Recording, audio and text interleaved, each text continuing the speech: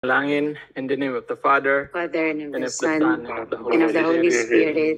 Amen. Father in heaven, may the faith you have given us in your Son, Jesus Christ, our brother, and the flame of charity, enkindle in our heart by the Holy Spirit, reawaken in us blessed hope for the coming of your kingdom. May your grace transform us into a tireless cultivators of the seeds of the gospel. May those seeds transform from within both humanity and the whole cosmos, and the sure expectation of a new heaven and a new earth. Within the powers of evil vanquish, your glory will shine eternally. May the grace of the Jubilee reawaken in us, pilgrims of hope, a yearning for the treasures of heaven. May that the same grace spread the joy and peace of our Redeemer through the earth. To your God, eternally blessed, be glory and praise forever. Amen. In the name of the Father, Amen. In the Father, Son, and of the Holy Spirit. Amen. Good evening, brothers and sisters. So, before tayo magsimula, i-mute ko muna kayo lahat. Okay? I-mute ko kayo. And then, i-pin ko lang ito. Pin para makita. Okay. So, again, welcome sa ating Wednesday Catechism Lecture. Faith Seeking Understanding. No? Knowing Our Faith. Iusin ko lang ito.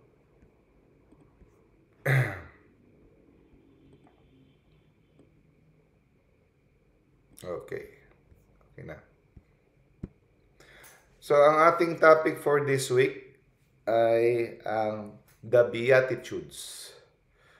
Discover the true source of happiness. So, I'm sure kung nagbabasa tayo ng Bible, alam natin to kung anong ibig sabihin nitong Beatitudes at nabasa na natin to, no? Ilang beses na natin itong nababasa. Okay.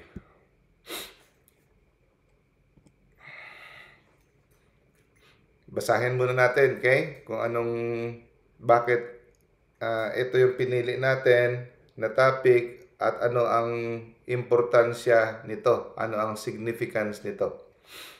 The Beatitudes, Matthew chapter 5 verse 3 to 12. Jesus, seeing the crowd, he went up on the mountain. No? Take note, he went up on the mountain. No? Ito ay pinangalanan din na Sermon on the Mount. Di ba? Pag binasa mo yung Matthew, Sermon on the Mount. Ito yung pinakauna niyang topic. No? Beatitudes. He went on the mountain, and when he sat down, his disciples came to him.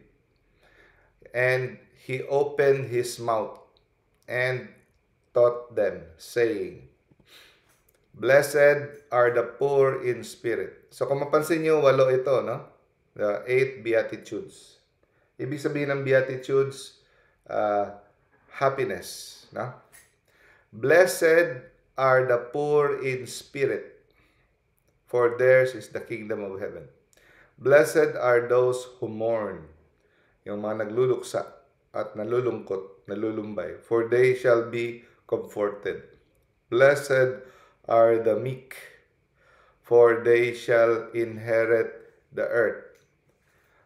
Blessed are those who hunger and thirst for righteousness, for they shall be satisfied. Blessed are the merciful, for they shall obtain mercy. Blessed are the pure in heart, for they shall see God. Blessed are the peacemakers, for they shall be called sons of God. Blessed are those who are persecuted for righteousness' sake, for theirs is the kingdom of heaven. Blessed are you when men revile you and persecute you, and utter all kinds of evil against you falsely on my account. Rejoice and be glad, for your reward is great in heaven. So, I'm sure nabasa nyo na yan. Kung hindi nyo pa nabasa, ibasahin nyo yan. Very important, no? At minsan, magtataka tayo, bakit masaya tayo kung tayo ay naghihirap? Bakit tayo ay masaya? Dapat tayong maging masaya kung tayo nagluluksa. Parang kabaliktaran, no? Bakit tayo, kung tayo ay inuusig, no? Tayo ay nilalapastangan, no? Ginagawa ng masama, dapat pa tayong maging masaya. Bakit ganon? Parang kabaliktaran yata sa kung ano ang kaligayahan dito sa mundo. Ang title pa naman dito, Discover the True Source of Happiness. Tapos, ito yung happiness pala, wag na lang.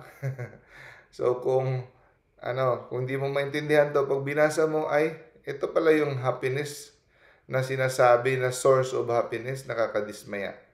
Pero kung maintindihan mo ito, talagang totoong ito ang source of happiness.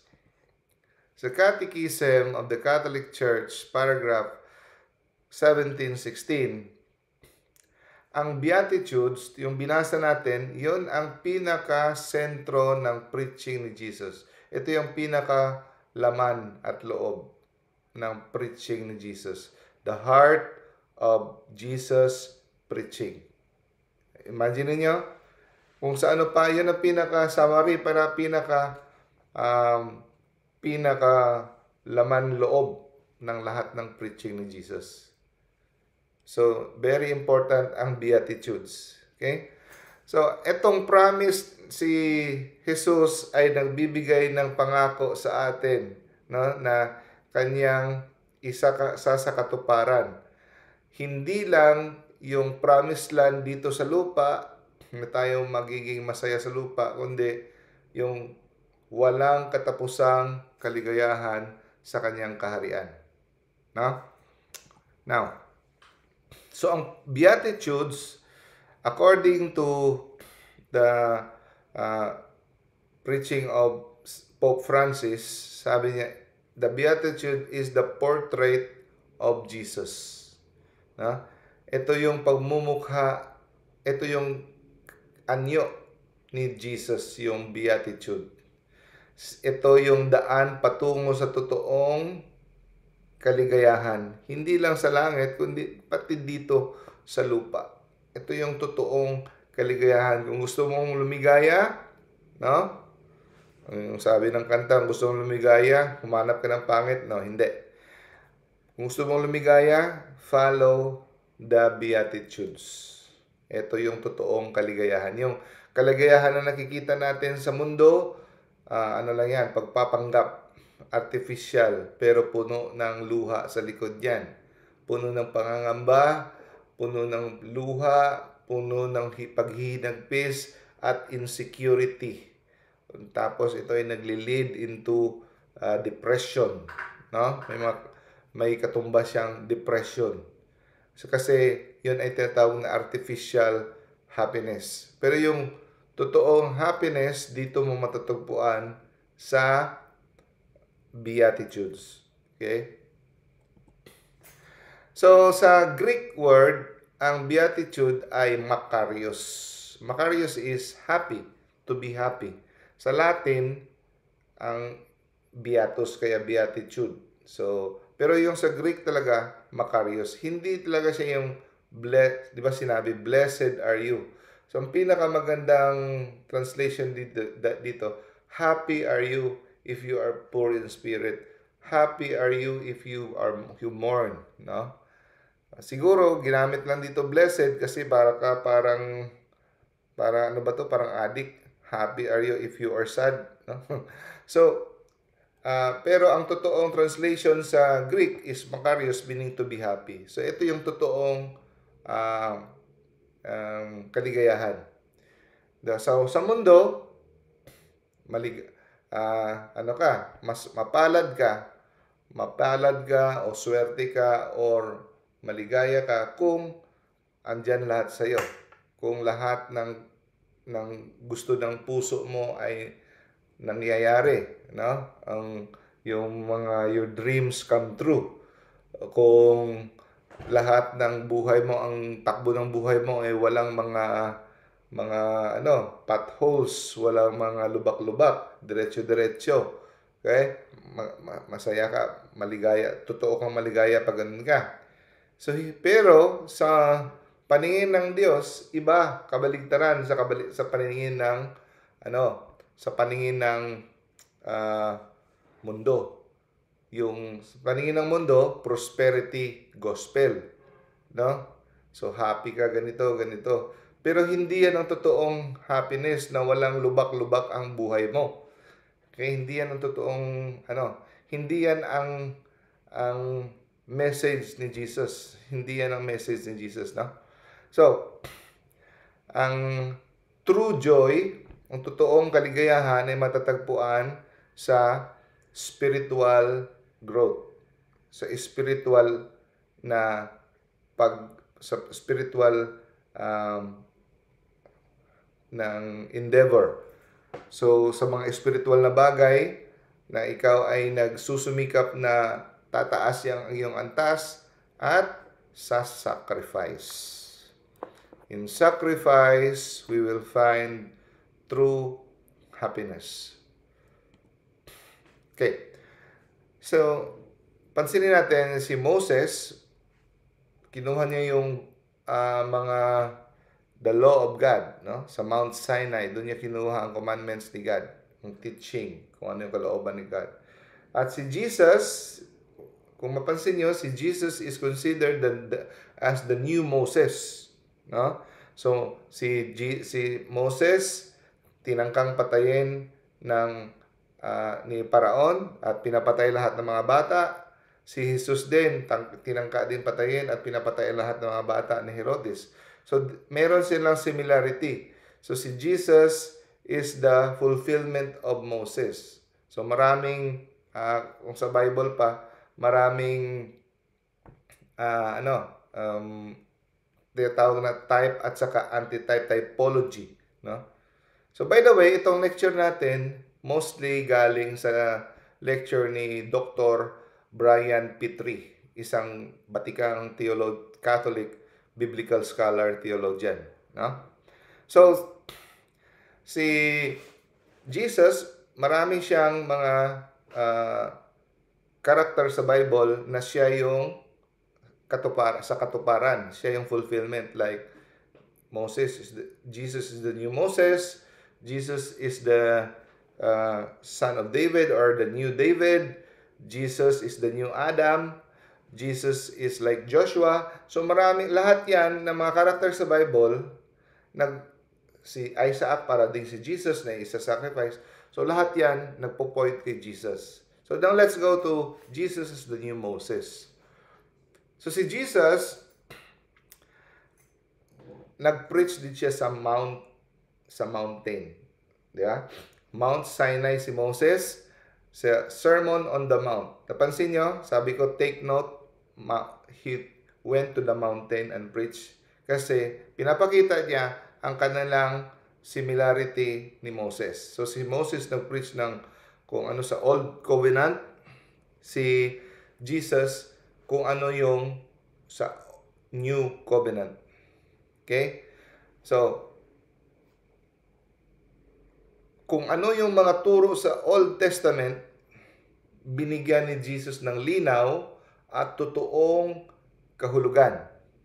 Kung isipin mo, akala mo, dahil law of love na ngayon sa New Testament, akala natin mas madali. Actually, mas mahirap ngayon kumpara noon. Di ba? Napapansin nyo.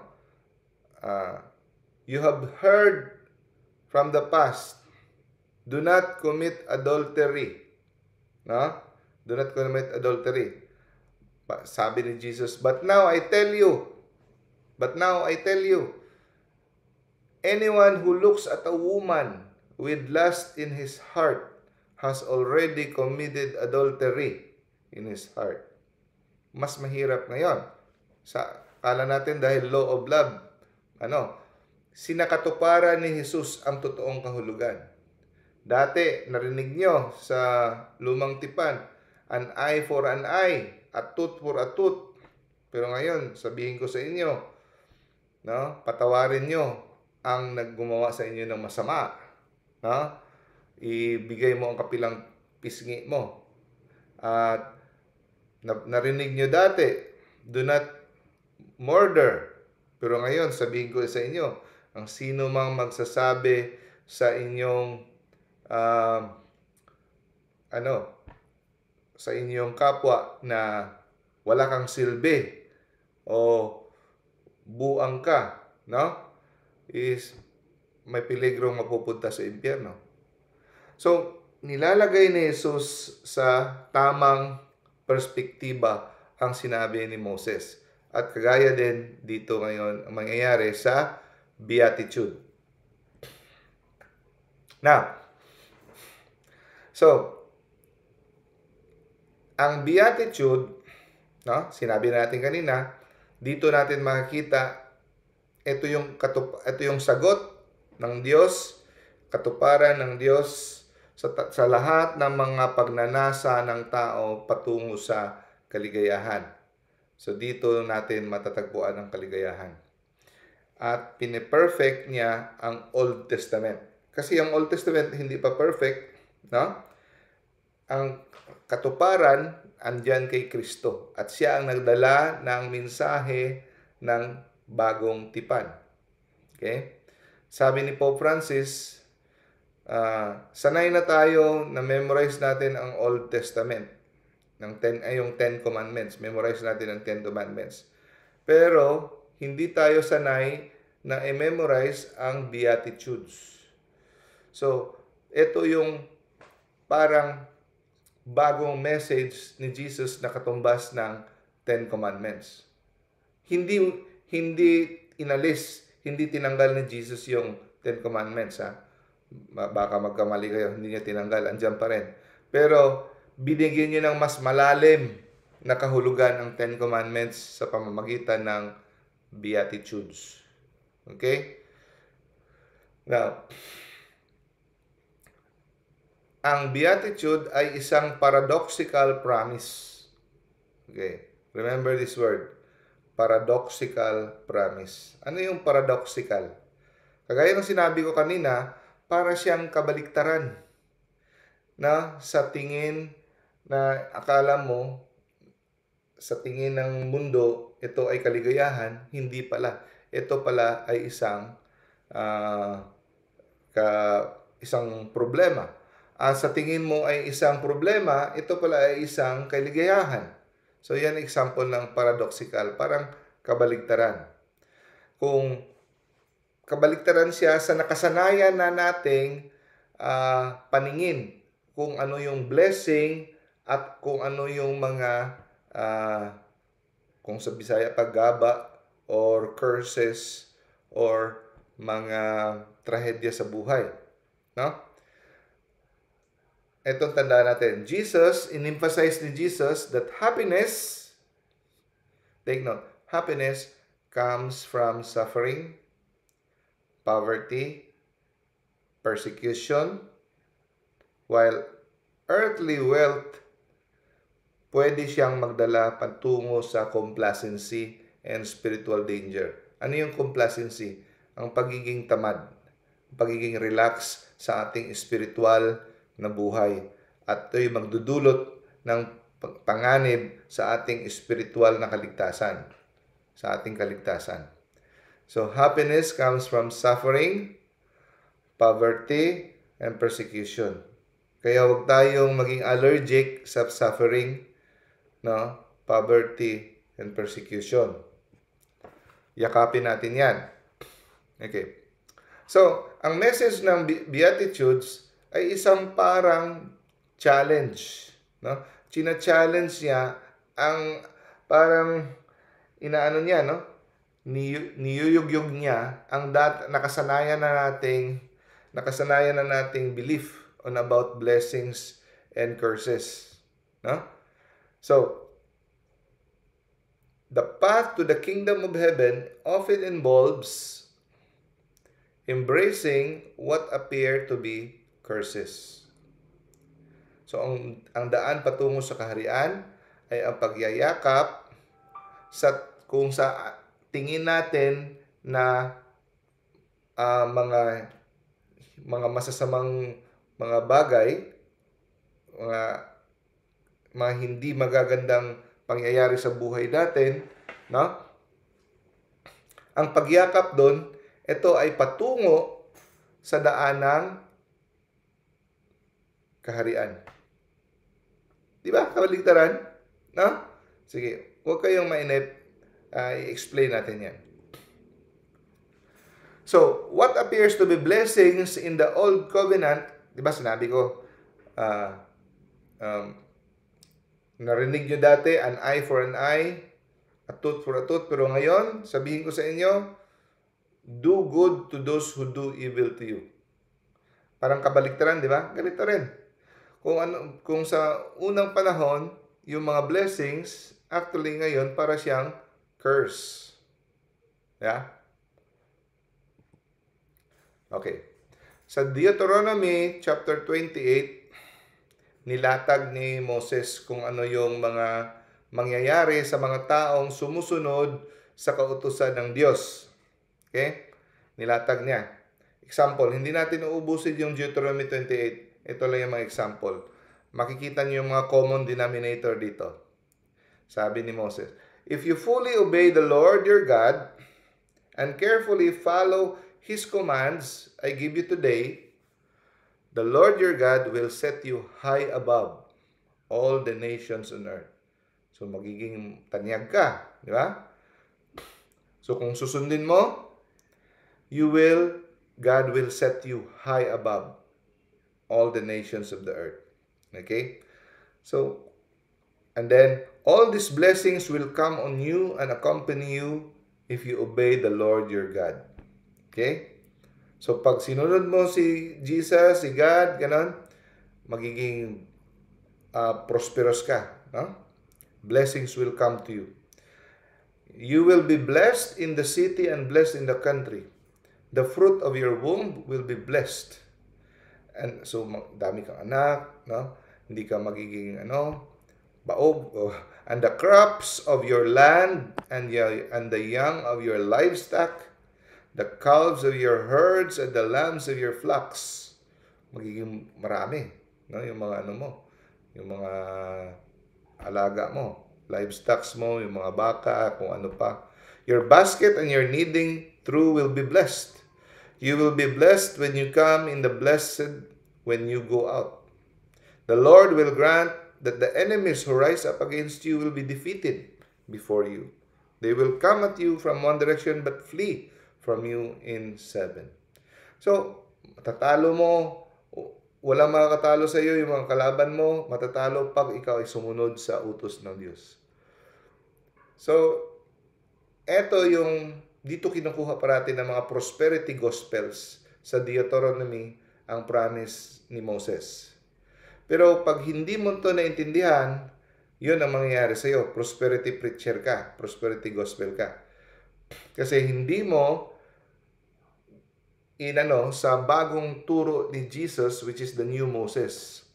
So, ang purpose ng teaching ni Moses na ito is kung ano kaimportante na sundin ang kautusan ng Diyos. Yun.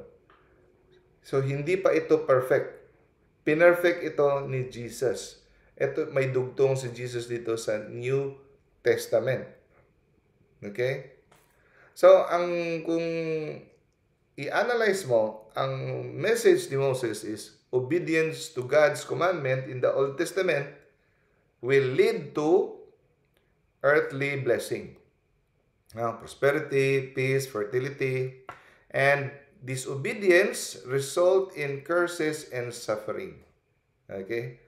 So, actually, ang hindi na nakuha ng mga tao, ito ay akala nila earthly lang talaga. Pero ito ay nagpapahiwatig ng spiritual. No? Spiritual na doon sa kabilang buhay lang. Sa kabilang buhay also. No? Hindi lang ito nagpapahiwatig sa present life. Now, pagdating ng new Moses na si Jesus, binaligtad niya, finlip niya yung traditional expectation, yung nakasanayang expectation on blessings, no? So ngayon, blessings, dinagdagan niya hindi lang sa pagsunod, kundi blessings comes from, hindi lang sa pagsunod sa kautusan ng Diyos, kundi comes from suffering and persecution. Comes from suffering and persecution. So, nakita mo yung revelation ni God, unti-unti, hindi niya binigay lahat kaagad. Yung revelation, unti-unti yan hanggang ma-prepare yung heart and mind ng tao. No? Kasi kung binigay itong message na ito sa panahon ni Moses, hindi ito nila maintindihan. So, when on the fullness of time, Jesus brought the fulfillment of all the message. No? Now, so, ang outline ng Old Testament, konsekwensya ng paglabag ng utos ng Diyos, yan mangyayari sa iyo. Matatalo ka, wawalan ka ng kung sa Bisaya, gaba. Sa Tagalog, hindi ko alam kung yung gaba, sumpa, or ano ba. No?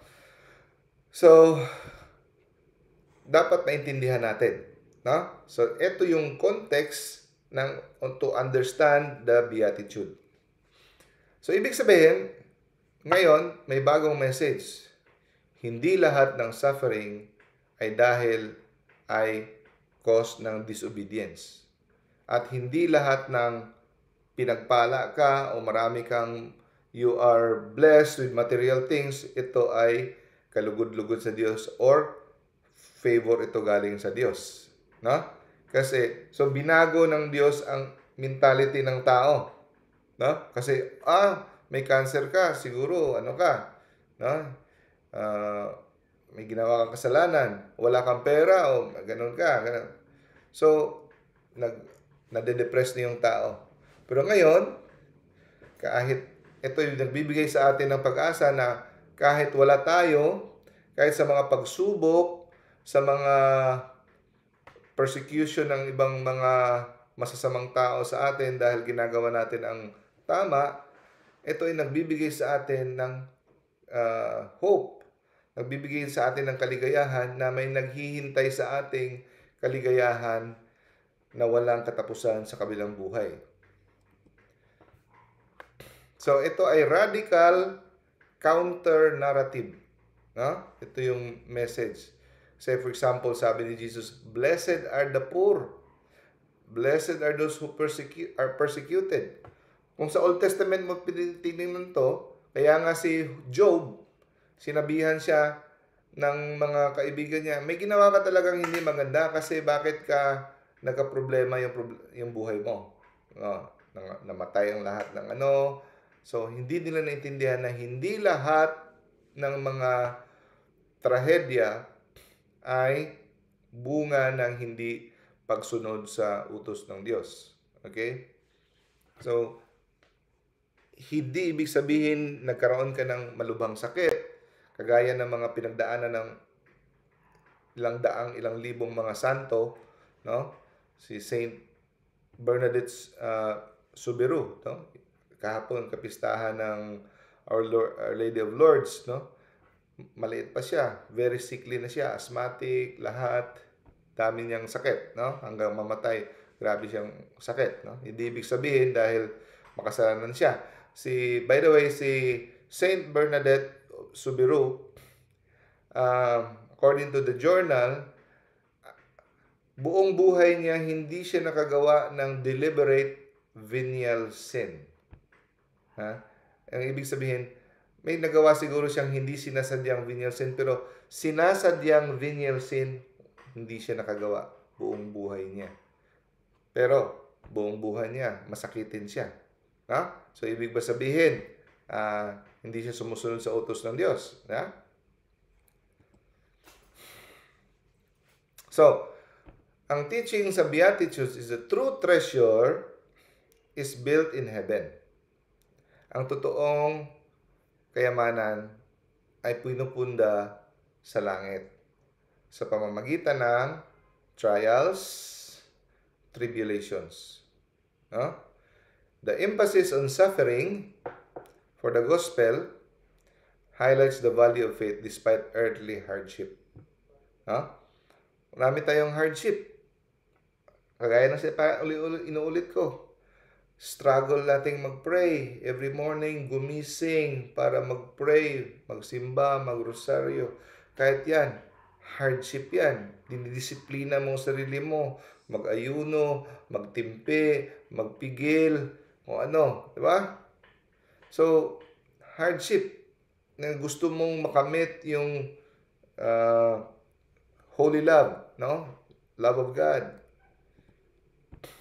At kung mapansin nyo, yung Beatitude, meron din sa Luke, chapter 6, verse 21-24. Meron din, hindi lang sa Matthew.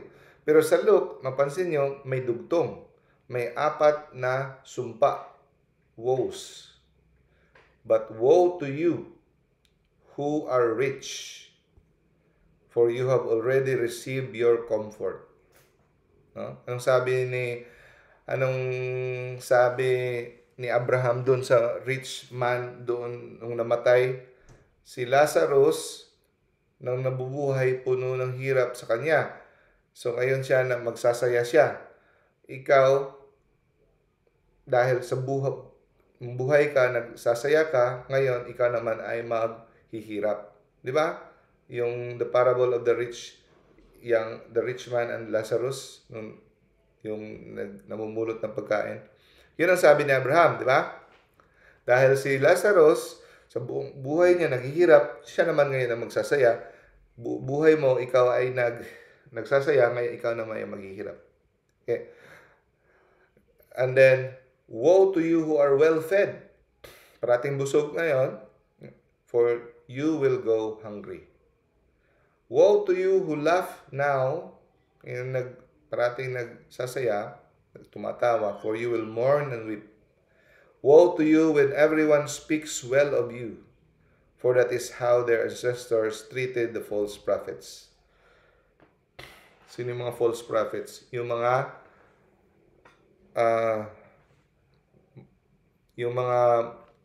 guro, nagtuturo ng salita ng Diyos. Pero hindi sila faithful in telling the real gospel. No? Dahil sa kanilang takot, dahil sa kanilang gustong parati silang hindi i-oppose ng tao at hindi sila sasalungatin ng tao at ang tao hindi magagalit sa kanila, ang gospel hindi nila sinasabi kabuuan. Dahil takot silang magalit ang ibang tao, wino-water down nila ang gospel. Hindi nila sinasabi kung anong totoong daan dahil baka may magalit kasi, di ba, truth hurts. Pag sinabi mo ang kasalanan, ito ay kasalanan. So, kung ano lang gustong marinig ng karamihan ng tao, yun ang sinasabi. So, warning ito sa mga taong simbahan also. At sa mga huwad din ng mga propeta na sa ibang mga sekta. At lalo na sa loob ng simbahan na hindi faithful sa pag-guide ng mga tao patungo sa kaligtasan, kundi ang parati lang silang sinasabi kung anong gustong marinig ng mga tao. At gusto lang nilang parating purihin at sa parangalan, no? At kahit warning din sa atin ito, no? Woe to you when everyone speaks well of you. Walang nagagalit sa iyo, walang naglilibak sa iyo, no?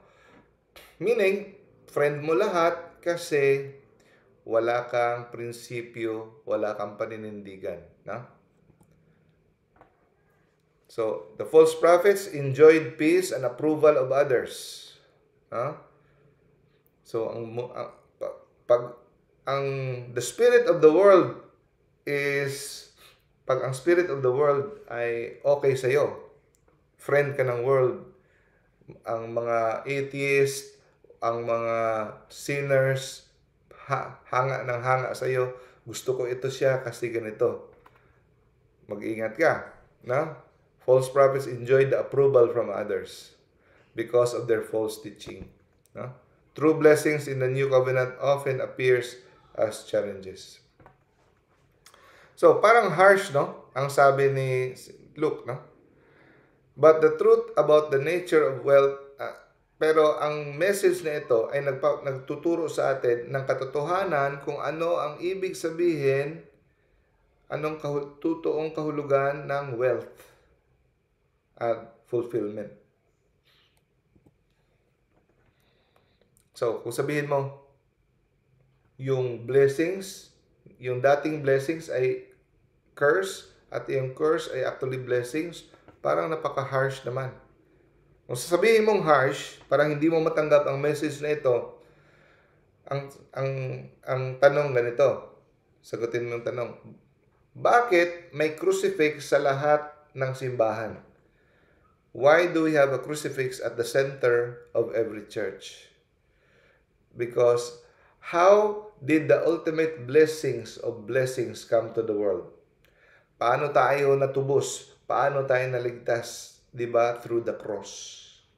Yun ang pinaka-message ng New Testament. Cross. Okay? It is through the cross. Hindi yung walang ano, no? Ng lubak-lubak yung daan mo ng buhay mo. Pag maraming lubak, meaning mas maraming grasya.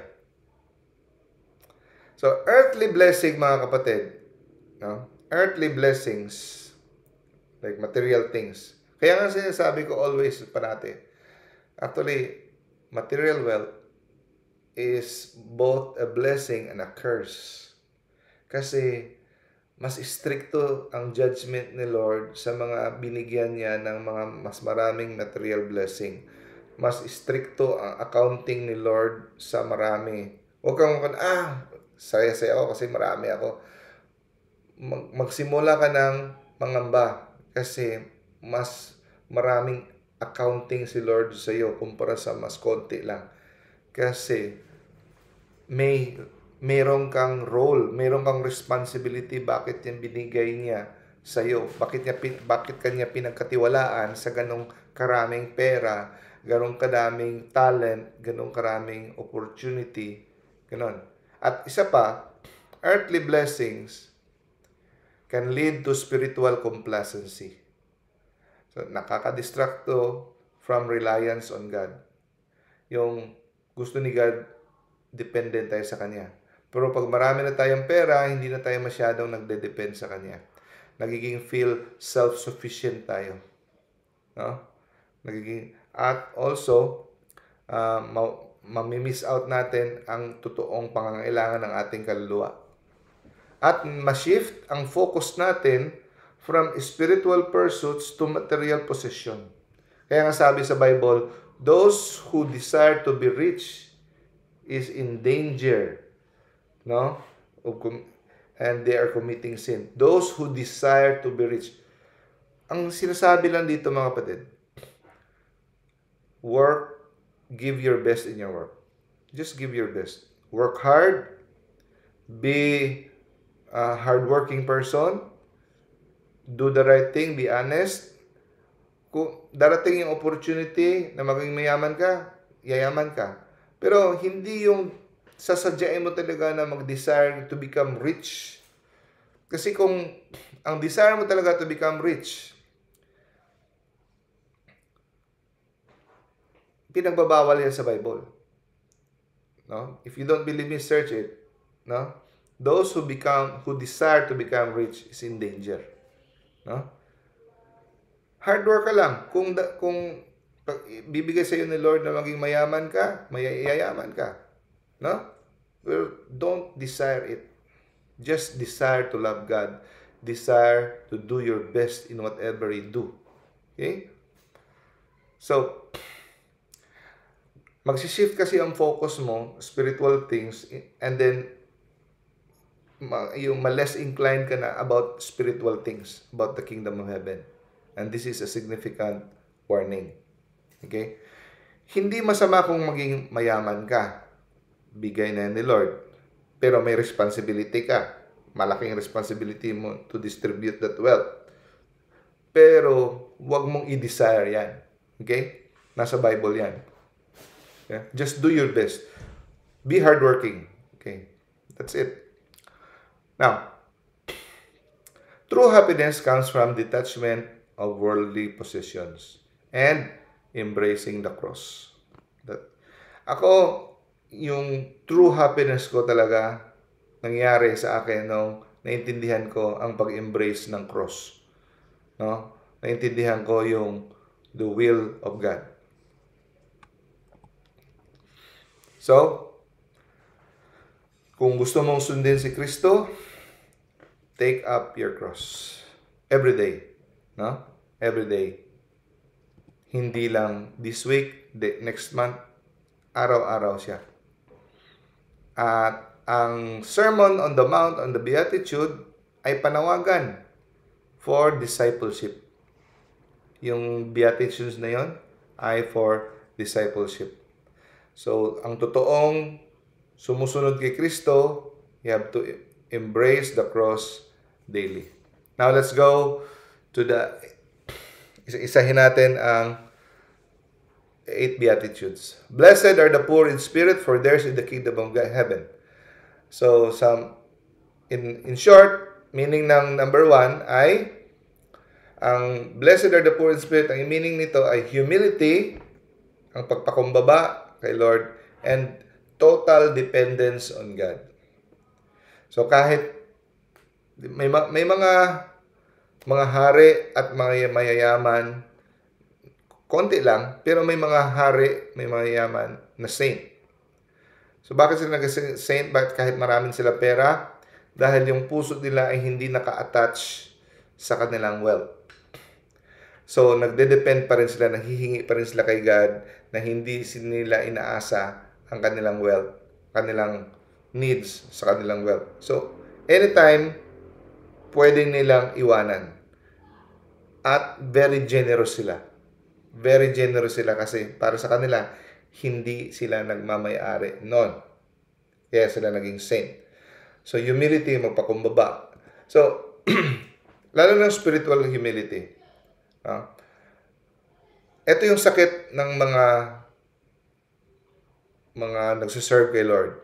Mga palasimba, palabasa ng Bible, pala-preach, yung mga ganyan. Sa atin, mga nagsiserve. Ito yung babantayan natin, spiritual pride. Kasi minsan, akala natin mabait na tayo, ayaw ni Lord ng ganyan. Dapat isipin pa rin tayo na tayo makasalanan, na kailangan talaga natin siya, na huwag tayong mag-relax. We need the grace na to makita natin kung ano tayo ka-marupok, kung ano tayo kadumi, na huwag nating sabihin na ang bait-bait ko na at ang banal-banal ko na. So, araw-araw, kailangan pa rin natin si Lord through prayer. So, yung dependence on God, spiritual humility. So, yan din ang kahulugan ng blessed are the poor in spirit. No? Yan ang delikado sa mga taong nasa simbahan at mga nasa ministry. Huwag tayong ma-fall dyan. No? Sabi ni St. Augustine, we are utterly dependent on God. So, humility, humble ka, ibig sabihin, para kang bata na parating nakaasa sa Diyos. Kung wala si Lord, wala ka. No? St. Teresa of Avila, sabi niya, kung andyan sa iyo si Lord, sa mga taong walang pera ngayon, nakikinig, mahirap talaga, wala. Kung andyan sa iyo si Lord, walang kulang sa iyo. Walang kulang sa iyo kung andyan sa iyo si Lord. Sabi ni St. Teresa of Avila. So that is great hope. So, yung mga pera na yan, sa katang-isip lang ng tao yan. Pero sa mundo ng Diyos, no? If you have God, wala kang kulang. Number 2, blessed are those who mourn, for they shall be comforted. Sa mga tao hindi nakakaintindi dito, ano ka, adik? ano ka, adik? Happy ka kung ikaw ay nalulungkot, happy ka. Ano ba yung kabaligtaran, no? So, ang ibig sabihin nito, yung mga nagluluksa o nalulungkot dahil sa kanyang mga ginawang kasalanan at sa kasalanan ng ibang tao. At nalulungkot din sa mga suffering na dinadanas mo. It is natural na malungkot pag ikaw ay naka-experience ng suffering, like pain, sickness, persecution, mga kakulangan. Suffer ka. Hindi ka naman robot na hindi makadanas ng suffering. Yung hindi ka nakapasa, iniwanan ka. Of course, tao ka lang.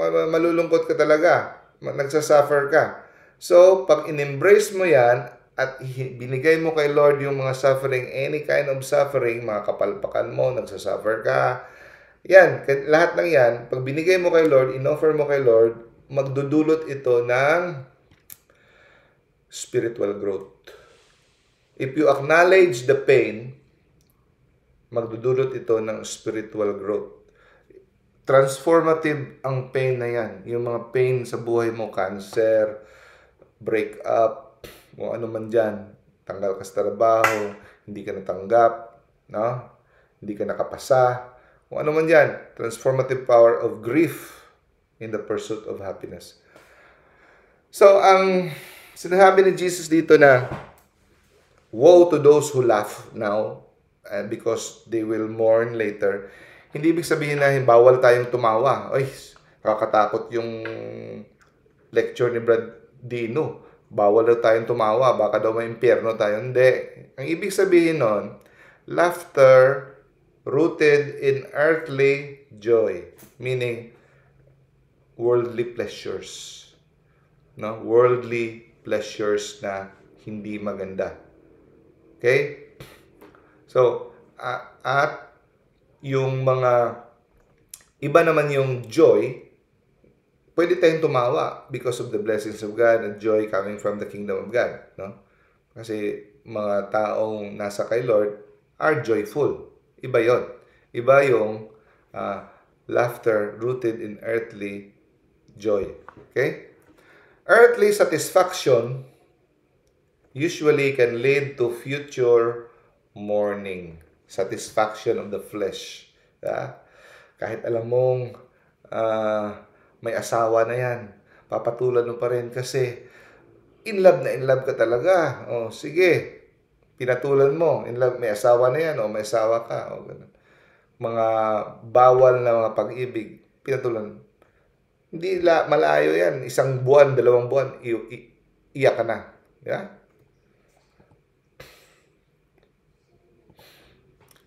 Sabi ni St. John Chrysostom, those who mourn over their own sins, nagluluksa dahil sa kanilang kasalanan. Di ba sabi ni Jesus, umiiyak, sinalubog siya ng mga babae, nagluluksa. Huwag kayong magluksa sa akin, magluksa kayo para sa inyong sarili at para sa inyong mga anak. No? So mga nagluluksa ngayon dahil sa kanilang mga kasalanang nagawa will be comforted by the Holy Spirit. Number 3, blessed are the meek, for they shall inherit the earth. Yung meek, akala natin yung mga hindi sumasagot, pag ininsulto, hindi marunong sumagot, yun ang mga weak. Actually, yun ang mga strong. Yung mga lalaki, lalo ng mga lalaki, hindi talaga magpapatalo. No? Pag ininsulto, sagot ka agad ng insulto. Hindi talaga magpapatalo kasi baka anong sasabihin nila, baka sabihin nila duwag ako, o baka sabihin nilang lampa ako, o weak ako. Pero no, meekness, yung si Jesus hindi sumagot sa mga sambal, sa mga pag-aalis pusta sa kanya. It is a strength, it is a sign of strength. No? Gentleness, no? Not weakness. So, meekness is described as gentleness, patience, no? Mga taong hindi gumagante against insult and harm. Yun ay sign ng strength. No? Ang meekness, sabi ni Saint Francis de Sales, wala nang mas, wala nang mas lalakas pa kumpara sa gentleness. So, ang pinaka-strength will be found on people who are gentle. Hindi makikita sa brusko yung akala nila, yung mga matatapang dyan, yung mga parang mga siga-siga. Akala mo yun ang mga strong, hindi yun ang strong. Ang strong, makikita natin sa totoo matapang in Jesus, in the person of Jesus, kung anong ginawa sa kanya sa cross. Number 4, blessed are those who hunger and thirst for righteousness, for they shall be satisfied. No? So yung mga nagugutom at nauuhaw sa katarungan. Ang ibig sabihin nito, desire for holiness and justice. Yung nade-desire ka ng personal holiness, na mag-perfect mo ang sarili mo, that you will become virtuous, yung lahat ng fruits of the Holy Spirit na sa'yo, love, joy, peace, patience, kindness, gentleness, generosity, goodness, faithfulness, modesty, chastity, self-control. Yun ang ininanais mo, yung lahat ng fruits of the Holy Spirit na sa'yo, personal holiness, at also, nagnanais ka rin ng social justice. Hindi lang yung sarili mo, iniisip mo yung kabanalan mo, hinahanap mo rin yung katarungan na mabigay sa kapwa mo. Pag may injustice, ikaw ay nakikisalamuha, no? Hindi yung sarili mo lang iniisip mo, iniisip mo rin ang kapakanan ng iba. Kung pinapatay na yung iba, kinokorap, no? So tayong mga nasa simbahan, makikilahok din tayo sa nangyayari sa politika. Kasi nangyayari ang corruption at injustice sa ating kapwa. May nabasa nga akong comment, nag-comment si Brad Wendell. May nag-post siya against corruption sa isang sikat ngayon na politiko na pinipersecute. Kuno. Ang sabi dun sa comment, Brad, believe ako sa iyo sa spiritual, pero huwag ka nang sumali sa political. Kasi wala kang alam dyan, konti lang alam mo. So sa isip-isip ko, paano yun nasabi niya mas magaling siya? No? Lahat naman tayo, kung nakuha natin ang ating information sa news. Yan ang problema, siguro kasi medyo naano yung idol niya, kaya nagalit siya. So hindi ibig sabihin na yung righteousness na yan ay hanggang sa kabanalan lang, personal na bagay. Kasama ang social justice dyan, na hindi ka komportable na kinakawawa ang kapwa mo through injustice. No? On hungering, thirsting for righteousness, sabi ni Saint Augustine, hindi mapapanatag ang puso ko hanggang hindi ako dumating sa iyo. Hindi ako mamahinga sa iyo. Our hearts will be restless, O Lord, until it rests on you. Sabi ni Saint Catherine of Siena, kung gagawin mo lang kung ano ang plano ng Diyos para sa iyo, no? Be who God meant you to be. So kung ginagawa mo kung anong gusto ng Diyos para sa iyo, you will set the world on fire. Magbabago ang iyong syudad kung saan ka nakatira, magbabago ang iyong mundo kung saan ka. So ganun ginawa ng mga saints. They set the world on fire. Saint Joan of Arc, Saint Francis of Assisi, Saint Ignatius of Loyola, Saint Padre Pio, they set the world on fire. Maraming naapektuhan, maraming naliligtas, maraming nagbabago ang buhay if you just do what God meant you to be. Pero kung ang motto mo, I want to have my dreams come true, kung ano yung gusto mo, yung plano mo, wala. Dapat you have to do, to be what God want you to be. Number 5, blessed are they who are merciful, for they obtain mercy. Ang ibig sabihin yan, forgiveness, compassion, and acts of charity. Ibig sabihin yan, Mahilig kang magpatawad. Especially sa mga taong hindi karapat-dapat patawarin. Napakahirap, di ba? Ang saya-saya, no? Hirap yan. Kahit ako, hindi natin kaya yan sarili natin. So, especially pa nilagay, especially when they don't deserve it. Kasi nagpapatawad lang tayo sa mga taong karapat-dapat. Kasi ganun. Pero ang sabi dito, forgiving others, especially when they don't deserve it. No? Hindi siya bagay patawarin. Ganon, no? At sa mga taong nagpapatawad, they will find mercy. Jesus will give them mercy. So, sino ba? Tapos sabi, wala naman akong ginawa, wala naman akong nagrabyado, wala naman akong kasalanan. Hey, magnilay-nilay ka.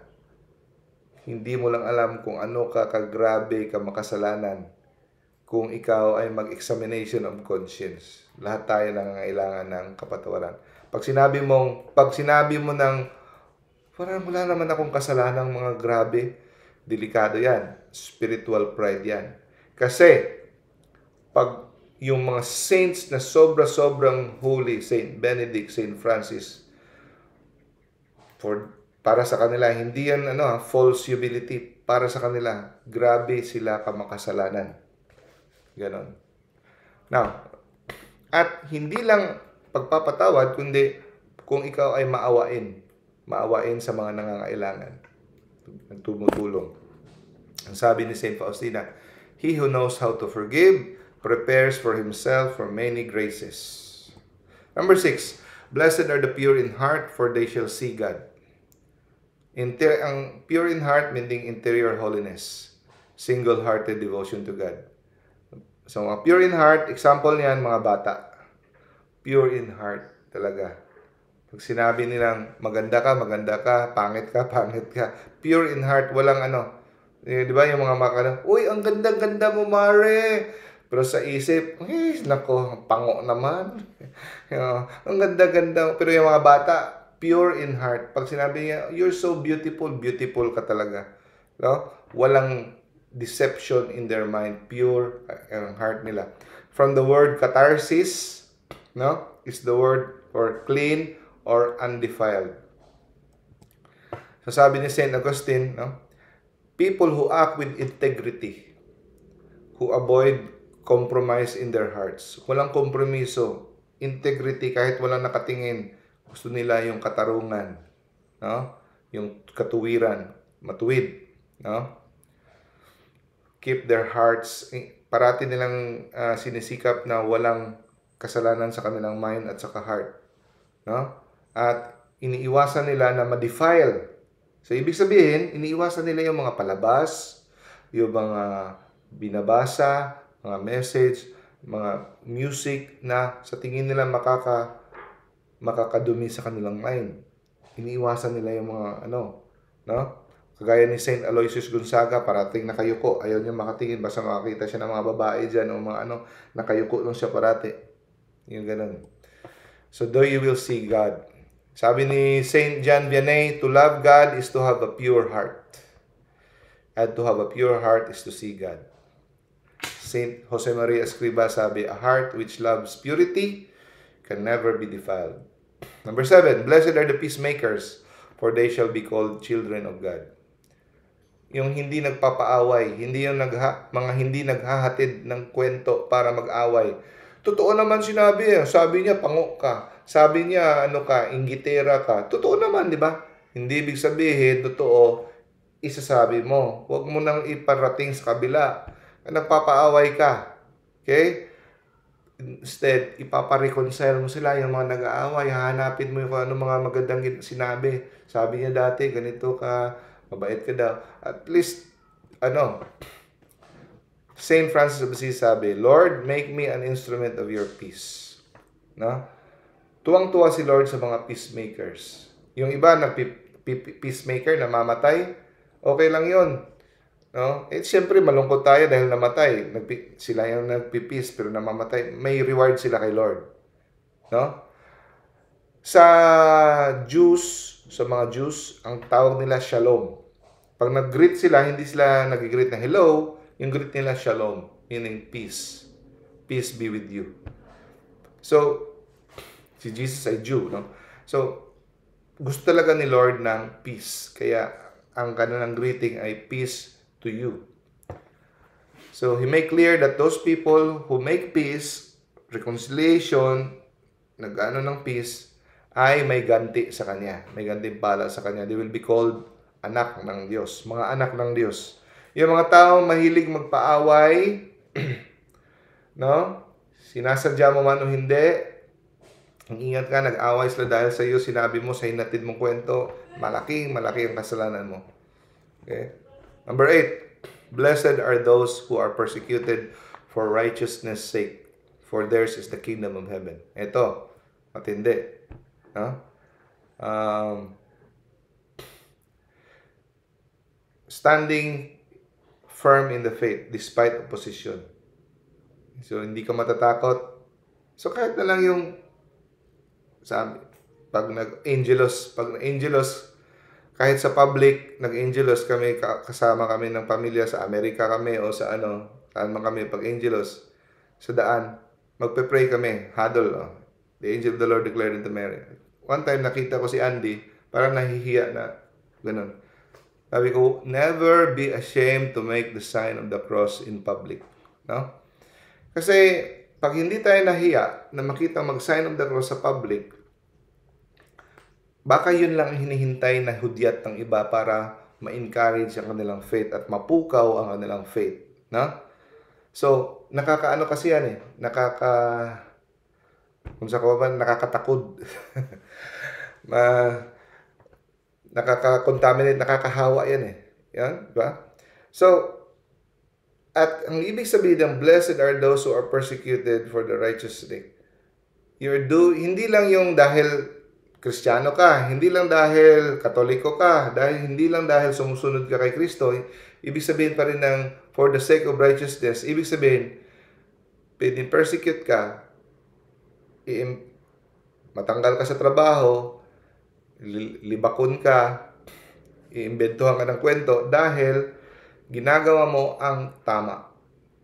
Yung maprinsipyo kang tao, gusto mo ng honesty, ayaw mo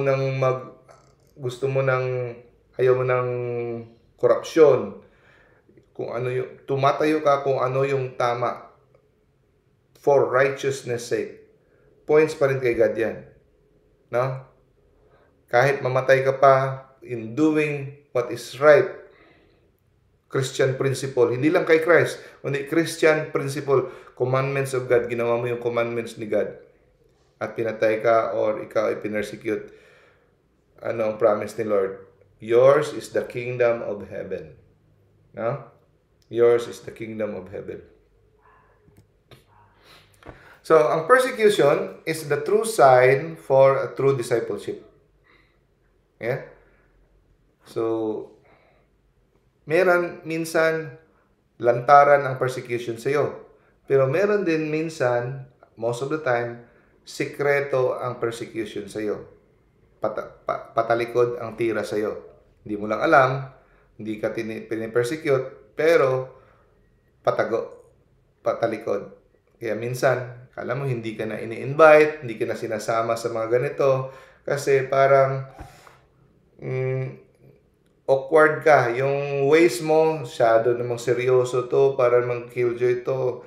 Hindi na sila nag-enjoy ng company mo dahil Lord ka na lang. So, okay lang yan. No? So, kasama yan sa persecution. Sabi ni Saint Maximilian Kolbe, the cross is the school of love. Sabi ni Saint Padre Pio, ito, napakagandang sabi ni Padre Pio, the life of a Christian, ang buhay daw ng Kristiyano, ay walang iba kundi walang katapusang struggle against the self. Pakikipagdigma laban sa sarili. Ang sarili natin tamad parating tamad. Gustong kumain ng marami, gustong magtulog, ayaw mag-pray. Araw-araw na struggle yan. There is no flowering of the soul to the beauty of its perfection except at the price of pain. antok ka na, gising ka pa rin, trabaho ka pa rin, ganito ka pa rin. At the price of pain. May pain talaga. Okay? Now, so makita natin ng Beatitudes serve as a eschatological promise. Eschatological, the last end. No?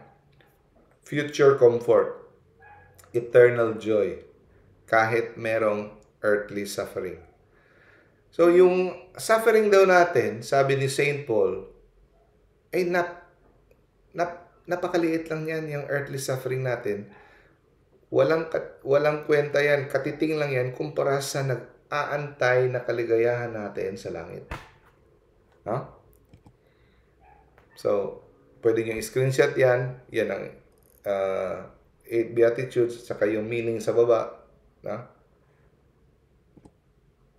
So, ang example sa mga saints, si Saint Teresa of Calcutta, di ba?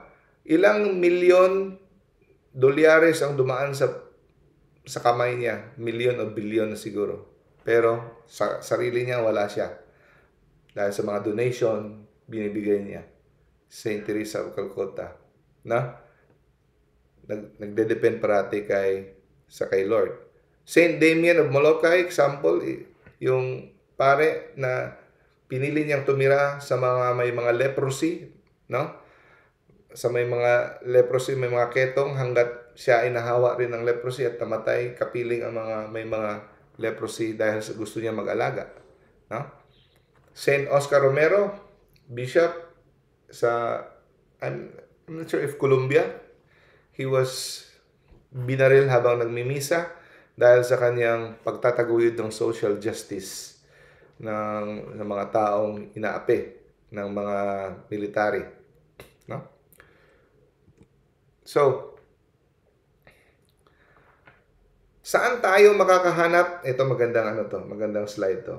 Saan natin mahahanap ang totoong kaligayahan, totoong happiness? Saan? Ang sagot, sa pamamagitan sa pag-detach from earthly goods. True happiness can be found in the detachment from earthly goods. Detachment from earthly blessing. Tatanggipin mong earthly blessing, pero yung heart mo hindi naka-attach, naka-detach. Okay? And also, taking up the cross and following Christ. Diyan natin makikita ang true happiness. So, dito natin makikita, mga kapatid, na sa simula pa lang ng sermon ni Jesus, no? Pinipreach na niya ang way of the cross. Pero hindi lang halata dahil pinreach niya ang way of the cross under the form of Beatitudes. No? God bless us all. Okay. So,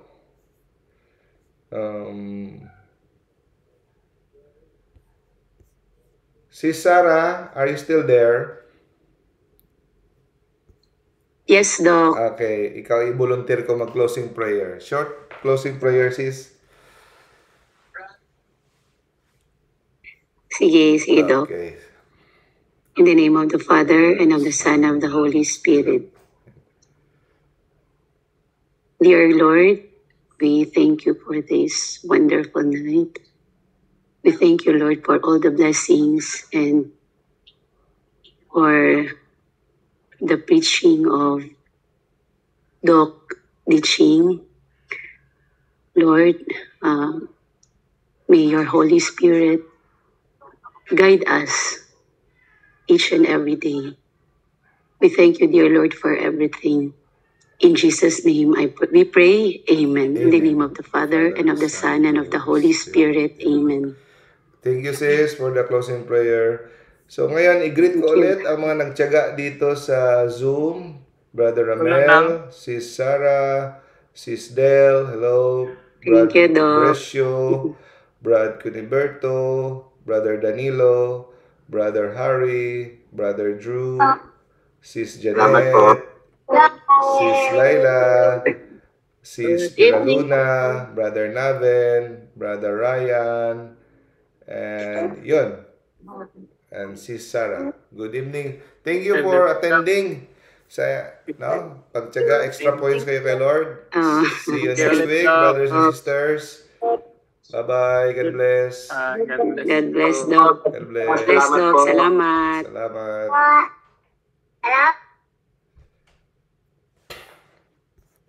Stop converting. Okay. Push down. Wait lang.